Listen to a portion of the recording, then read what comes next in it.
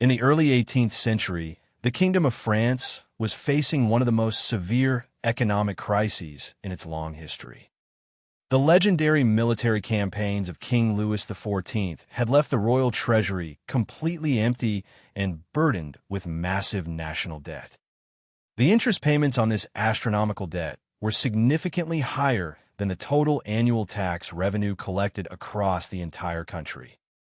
Desperate for a solution, the French government was on the verge of declaring national bankruptcy and collapsing into complete chaos. It was during this period of extreme financial distress that a brilliant but highly controversial Scottish economist arrived in Paris. His name was John Law, a man of remarkable intelligence who was also a convicted murderer and a fugitive from British justice. Law had spent years traveling through the financial centers of Europe, studying banking systems and accumulating vast wealth through professional gambling. He possessed an extraordinary understanding of probability, mathematics, and human psychology, which he applied to both cards and currency. Law argued that the traditional belief in gold and silver as the only true forms of wealth was a fundamental economic mistake. He believed that money was simply a medium of exchange to facilitate trade, and that its supply should expand to meet economic demand. According to Law's revolutionary economic theories, paper currency could stimulate trade and productivity far better than scarce precious metals. He proposed that a national bank should issue paper banknotes backed by land, public revenues, or deposits of gold and silver. By expanding the money supply through paper notes, the government could revitalize commerce, create jobs, and easily pay off its debts. In 1716, the French regent, the Duke of Orleans, decided to give Law's radical ideas a chance to save the nation. The regent granted Law permission to establish the Banque Générale, a private financial institution authorized to issue its own paper banknotes. These new paper notes were exchangeable for gold coins upon demand, which initially built immense public trust and confidence in the bank. The bank's paper currency was quickly accepted for tax payments, making it a highly convenient and popular alternative to heavy silver coins. Commerce in France began to recover rapidly as the new paper money flowed through the economy, facilitating trade that had previously stalled. Encouraged by this initial success, the regent officially converted Law's private bank into the Banque Royale in 1718. This meant that the paper notes were now directly guaranteed by the French crown, further elevating their prestige and public acceptance. With the royal bank under his control, John Law set his sights on an even grander project to consolidate France's global financial power. He established a trading corporation called the Mississippi Company, officially known as the Compagnie d'Occident, in 1717. The French government granted this new company an absolute monopoly on all trade and colonization rights in the vast Louisiana territory. This massive North American territory spanned the entire Mississippi River Valley, stretching from the Gulf of Mexico to the Great Lakes. To the public in Paris, this mysterious and unexplored wilderness was described as a land of infinite wealth and golden opportunity. John Law began a massive promotional campaign to convince French citizens to invest their savings in the Mississippi Company. Pamphlets were distributed across Paris claiming that the Louisiana Territory was overflowing with rich gold mines and precious silver deposits. Illustrations depicted peaceful Native Americans eagerly trading valuable furs and gold bars for simple European trinkets and manufactured goods. The climate of Louisiana was described as a perfect tropical paradise, highly suitable for agriculture, trade, and comfortable European settlement. In reality, the territory was mostly undeveloped swampland, infested with deadly mosquitoes, humid heat, and severe tropical diseases. French citizens were highly skeptical of moving to this wild frontier, so very few colonists volunteered to travel across the Atlantic. To solve the labor shortage, the government began arresting vagrants, beggars, and prisoners, forcibly deporting them to the Louisiana colony. Despite the harsh reality in America, The financial marketing in Paris succeeded in creating an insatiable appetite for the company's shares. Law continued to expand his economic empire by merging the Mississippi Company with other powerful French trading monopolies. He acquired the Senegal Company, the East India Company, and the China Company, forming a massive conglomerate called the Compagnie des Indes. This supercorporation now controlled all of France's foreign trade outside of Europe, along with the highly lucrative domestic tobacco monopoly. Furthermore, Law secured the right to collect all national taxes and run the royal mint, putting him in complete control of the state's finances. John Law had effectively become the absolute director of both the national currency supply and the nation's commercial monopolies. In 1719, he proposed a grand financial bargain to the regent that would link the national debt with the company's success. The Mississippi Company offered to purchase the entire national debt of France by issuing new shares of its own corporate stock. Holders of government debt certificates were encouraged to exchange their low-yielding government bonds for high-yielding company shares.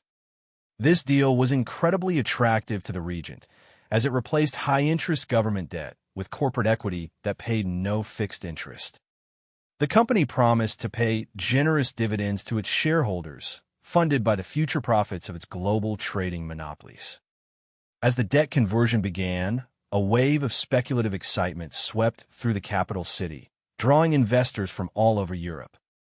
The demand for Mississippi Company shares far exceeded the supply, causing the stock price to rise steadily week after week.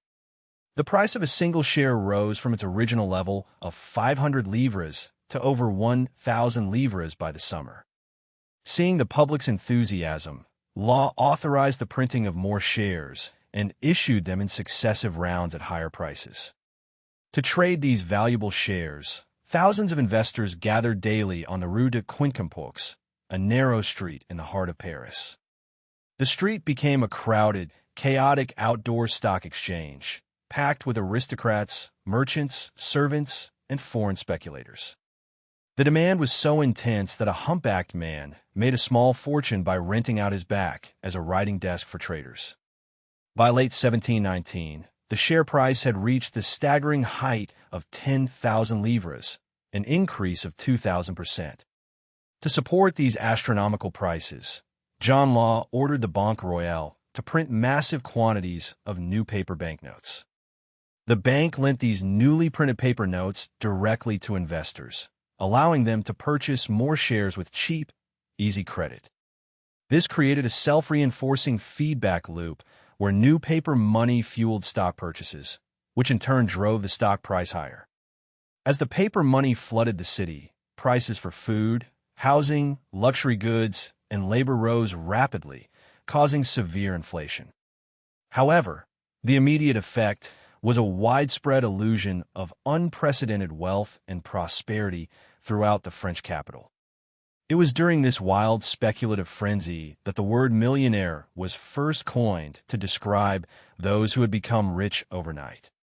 People who had been poor servants or stable boys suddenly found themselves possessing vast fortunes in paper banknotes and stock certificates. John Law was praised as a financial savior, and the regent appointed him as the Controller General of Finance for the Kingdom of France. At the peak of his power, Law was the most influential man in France, managing the entire economy, currency, and trade of the empire. But the entire economic system was built on a fragile foundation of paper promises and speculative expectations. The Mississippi Company was still generating very little actual revenue from its colonies, and no gold mines had been discovered. The high stock price could only be sustained as long as everyone believed that someone else would pay an even higher price tomorrow. In early 1720, a few wealthy and cautious investors decided it was time to lock in their massive stock profits. The Prince de Conti, a prominent French aristocrat, sold a huge block of shares and demanded that the bank exchange his paper notes for gold. He loaded several large wooden wagons with heavy gold coins directly from the bank's vaults, publicizing the withdrawal to the city. Other major speculators quietly followed his example, converting their paper wealth into physical gold, silver, and real estate. As gold and silver began to rapidly drain from the bank's vaults, John Law realized that his paper system was in danger of collapse. He knew that the bank did not possess nearly enough gold to back the millions of paper banknotes currently in circulation. To stop the drain of precious metals, Law began using his political authority to implement severe currency controls. He issued royal edicts that gradually devalued gold coins relative to paper banknotes, trying to force people to prefer paper money. Law then declared that paper currency was the only legal tender for large transactions, effectively banning the use of gold coins. The government went so far as to forbid any individual from owning more than 500 livres of gold coins in their home. Citizens were encouraged to inform on their neighbors, and royal police were authorized to search private houses for hidden gold. These desperate and authoritarian measures completely shattered public trust and caused a wave of panic to spread through the country. Investors realized that their paper banknotes were no longer exchangeable for gold, making the paper currency feel worthless. A massive panic erupted as thousands of desperate citizens rushed to the bank, demanding any physical assets they could get. The bank was surrounded by angry, screaming crowds, and the guards struggled to maintain order as stampedes broke out. In the chaos, several people were crushed to death outside the bank's doors, adding to the public's fear and anger. To save the system, Law attempted to merge the bank and the company, but this only dragged both institutions down together. The price of Mississippi Company shares began a violent, unstoppable decline as everyone tried to sell at the same time. The stock crashed from 10,000 livres back down to 500 livres, wiping out the life savings of thousands of families.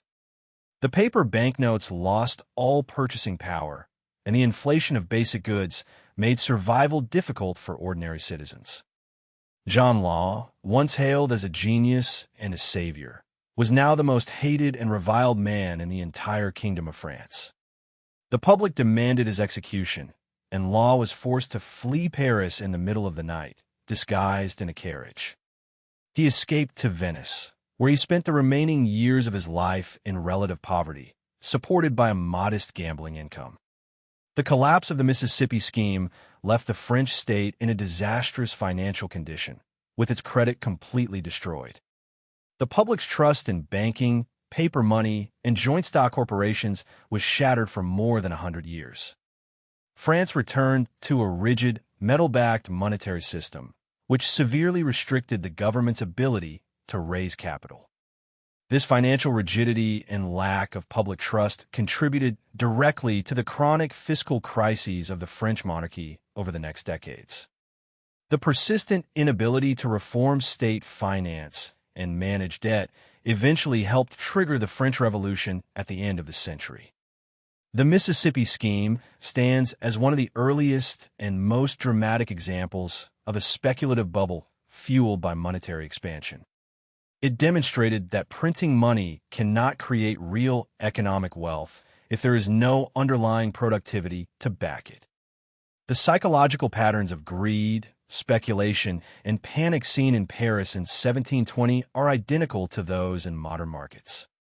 From the historic railway manias to modern cryptocurrency speculation, human behavior during bubbles remains completely unchanged. Speculators continue to buy overvalued assets solely because they expect a greater fool to purchase them at a higher price. But eventually, the supply of credit stops, the pool of greater fools runs dry, and the market returns to its fundamental value.